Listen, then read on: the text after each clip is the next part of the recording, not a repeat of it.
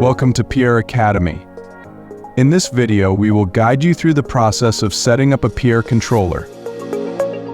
First, we connect the Ethernet cable, followed by the 12-volt and GND.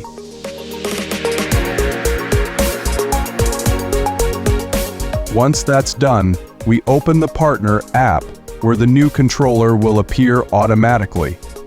Next, we click on the new controller and select New Controller.